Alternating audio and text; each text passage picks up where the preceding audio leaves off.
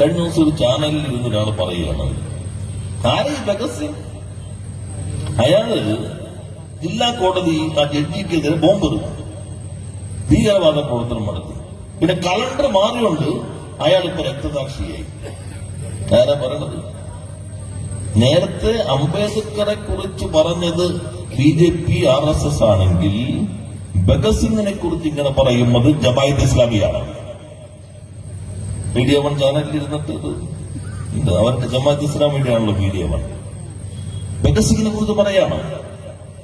അങ്ങേയറ്റം അധിക്ഷേപകരമായ രൂപത്തിൽ ഭഗത് സിംഗിനെ കുറിച്ച് പറയുന്നു എന്നത് മാത്രമല്ല അവിരകത്തുള്ള രാഷ്ട്രീയം. നിയമ വ്യവസായ മന്ത്രി P. രാജീവിൻ്റെ വാക്കുകളാണ് പ്രേക്ഷകർ കേട്ടത്. പ്രേക്ഷകർക്ക് ഓർമ്മയുണ്ടാകും, കുറച്ച് ആഴ്ചകൾ മുമ്പ് മീഡിയ വണ്ണിൻ്റെ ഇരുട്ടുമുറി ചർച്ചയ്ക്കകത്തുള്ളവർ രക്തസാക്ഷിയും സ്വാതന്ത്ര്യ സമര സേനാനിയുമായിട്ടുള്ള ഭഗത് സിംഗിനെ അപമാനിച്ചത്, ഒരു തീവ്രവാദി എന്ന് വിളിച്ച് അപമാനിച്ചത്. കലണ്ടർ മാറിയപ്പോഴത്തേക്കും അദ്ദേഹം സ്വാതന്ത്ര്യ സമര സേനാനി ആയി എന്ന് പറഞ്ഞാണ് അപമാനിച്ചത്. എന്നാൽ ഭഗത് സിംഗിൻ്റെ ചരിത്രം അതല്ലെന്ന് നമുക്കെല്ലാവർക്കും അറിയാം. ആ അപമാനത്തിനും അങ്ങനെ അപമാനിച്ചതിനുള്ള വ്യക്തമായ മറുപടിയാണ് ഇവിടെ P. രാജീവ് കൊടുക്കുന്ന. അദ്ദേഹത്തിൻ്റെ വാക്കുകൾ കേൾക്കാം. മാത്രമല്ല, കഴിഞ്ഞ ദിവസങ്ങളിൽ ലോക്സഭയിലെ രാജ്യസഭയിൽ നടന്ന കാര്യത്തെക്കുറിച്ചും അദ്ദേഹം സംസാരിക്കുന്നുണ്ട്. അംബേദ്കറിനെ കേന്ദ്ര ആഭ്യന്തരമന്ത്രി അമിത്ഷാ അപമാനിക്കാൻ ശ്രമിച്ച കാര്യത്തെക്കുറിച്ചും അദ്ദേഹം സംസാരിക്കുന്നുണ്ട്. അദ്ദേഹത്തിൻ്റെ വാക്കുകൾ കേൾക്കേണ്ടതാണ്, ചർച്ച ചെയ്യപ്പെടേണ്ടതാണ്. P. രാജീവിൻ്റെ വാക്കുകൾ നമുക്കൊന്ന് കേൾക്കാം. നിങ്ങൾ അംബേദ്കർ അംബേദ്കർ എന്ന് വിളിച്ച് പറയുന്ന നേരം ദൈവമേ ദൈവമേ എന്ന് വിളിച്ചിരുന്നെങ്കിൽ നിങ്ങൾ എന്നെ സ്വർഗത്തിലെത്തിയനെ എന്നാണ് അമിത്ഷാ. ഈ അമിത്ഷയ്ക്ക് ആര് അംബേദ്കർ എന്നറിയും? അംബേദ്കർ ഇന്ത്യയുടെ സ്വാതന്ത്ര്യ സമര പോരാട്ടത്തിന്റെ ഏറ്റവും തിളക്കമേറിയ പേരുകളിലൊന്നാണ്. ഏറ്റവും പിന്നോക്കം നിൽക്കുന്ന വിഭാഗത്തിൽ ജനിച്ച മനുഷ്യൻ, എല്ലാ വിദ്യാഭ്യാസ സ്ഥാപനങ്ങളിലും മികവാർന്ന മാർക്കോടുകൂടി വിജയിച്ച് ഔന്നത്യത്തിലേക്ക് എത്തിയ മനുഷ്യൻ, ഇന്ത്യയിൽ നിന്ന് ആദ്യമായി വിദേശ സർവകലാശാലയിൽ പോയി എക്കണോമിക്സിനകത്ത് ഡോക്ടറേറ്റ് എടുത്ത ആദ്യത്തെയാൾ, നിയമത്തിനകത്ത് ബിരുദം, ഉന്നതമായ ബഹുമതികൾ, അതെല്ലാം തേടി തിരിച്ച് ഇന്ത്യയിൽ വന്ന് ഇന്ത്യയുടെ സ്വാതന്ത്ര്യ സമരത്തിന്റെ ഭാഗം, ഭരണഘടനാ അസംബ്ലിയിലെ ഏകാംഗം പെട്ടാനുള്ളൂ. അദ്ദേഹത്തിന്റെ ബാധ്യത അദ്ദേഹം മാത്രമേ ഉള്ളൂ. പക്ഷേ ഡ്രാഫ്റ്റിംഗ് കമ്മിറ്റി ഉണ്ടാക്കിയപ്പോ അതിന്റെ നേതൃത്വം അംബേദ്കർ ഇന്ത്യയുടെ ഭരണഘടനാ രൂപീകരണത്തിന് നിർണായകമായ സംഭാവന നൽകിയിട്ടുണ്ട്. അംബേദ്കറുടെ മാത്രമല്ല ഭരണഘടന, പക്ഷെ അംബേദ്കറാണ് ഡ്രാഫ്റ്റിംഗ് കമ്മിറ്റി ചെയർമാൻ. അംബേദ്കറുടെ സംഭാവനകൾ നിസ്തുലമാണ്. ഏറ്റവും ഒടുവിൽ നവംബർ 25-ന് ഇന്ത്യൻ ഭരണഘടനാ അസംബ്ലിയിൽ ഭരണഘടനയുടെ 3ാമത്തെ വായന കഴിഞ്ഞ് അംബേദ്കർ നടത്തിയ പ്രസംഗമുണ്ട്. ആ പ്രസംഗം ഇന്ത്യയുടെ മാത്രമല്ല ലോകത്തിലെ ഏറ്റവും ഉജ്ജ്വലമായ പ്രസംഗങ്ങളിലൊന്നാണ്. അതിലാണ് അംബേദ്കർ പറഞ്ഞത്, ഇന്നു മുതൽ നമ്മൾ ഒരു പുതിയ ഘട്ടത്തിലേക്ക് പ്രവേശിക്കുന്നു. രാഷ്ട്രീയത്തിൽ തുല്യത, ഒരാൾക്ക് ഒരു വോട്ട്. എന്നാൽ സമ്പദ്ഘടനയിൽ തുല്യതയില്ലായ്മ, അസമത്വം തുറന്നുകൊണ്ടേയിരിക്കുന്നു. എത്ര കാലം ഇങ്ങനെ തുടരാൻ കഴിയും? ലഭ്യമാകുന്ന ഏറ്റവും ആദ്യത്തെ സന്ദർഭത്തിൽ ഈ സാമ്പത്തിക അസമത്വം അവസാനിപ്പിക്കാൻ കഴിഞ്ഞില്ല എങ്കിൽ ഏതൊന്നിന്റെ അടിത്തറയിലാണോ ഈ ഭരണഘടനാ അസംബ്ലി കെട്ടിപ്പിടുത്തിട്ടുള്ളത് അതിനെ ഇരമ്പിയാർക്കുന്ന ജനങ്ങളുടെ പോരാട്ടങ്ങളാൽ ഇല്ലാതാക്കി കളയും. അന്ന് വലിയ മുന്നറിയിപ്പ്. ഒരു കാര്യം കൂടി അംബേദ്കർ പറഞ്ഞു, മതത്തിന്റെ പേരിൽ പുതിയ പാർട്ടികൾ വരുന്നു. വിശ്വാസം, രാഷ്ട്രം, ഏതാണ് ആദ്യം വരുന്നത്? വിശ്വാസം രാഷ്ട്രത്തിന് മുകളിലാണോ? എന്നാൽ അങ്ങേയറ്റം അപകടത്തിലേക്ക് പോകും. രാഷ്ട്രം നിങ്ങളുടെ വിശ്വാസത്തിന് മുകളിലാണോ എങ്കിൽ രാജ്യം മുന്നോട്ട് പോകും. എപ്പോഴാണോ വിശ്വാസം രാഷ്ട്രത്തിന് മുകളിൽ വരുന്നത് അങ്ങേയറ്റം അപകടത്തിലേക്ക് പോകും. നമ്മൾ നേടിയെടുത്ത സ്വാതന്ത്ര്യം തന്നെ ഇല്ലാതാകും. ഇതാണ് അംബേദ്കർ നവംബർ 25-ന് നൽകിയ മുന്നറിയിപ്പുകളിലൊന്ന്. ഇപ്പത് പതുക്കെ പതുക്കെ യാഥാർത്ഥ്യത്തിലേക്ക് എത്തുകയാണ്, അല്ലെങ്കിൽ എത്തിക്കാൻ ശ്രമിക്കുകയാണ്. വിശ്വാസം മുകളിൽ. ഇപ്പൊ പറഞ്ഞില്ലേ, ഒരു ജഡ്ജി പറഞ്ഞില്ലേ, ഹിന്ദുസ്ഥാൻ എന്ന് പറഞ്ഞാൽ ഭൂരിപക്ഷത്തിന്റെ ആധിപത്യമുള്ളതാണ്.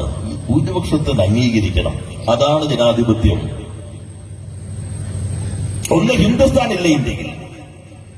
ഇപ്പൊ പ്രധാനമന്ത്രി പ്രസംഗിക്കുമ്പോൾ ഹിന്ദുസ്ഥാൻ ഇല്ല. ഇത് ഇന്ത്യ. ഭരണഘടന അസംബ്ലിക്കകത്ത് ചർച്ച വന്നു. ഇത് ഹിന്ദുസ്ഥാൻ. പലരും വാദിച്ചു ഹിന്ദുസ്ഥാൻ.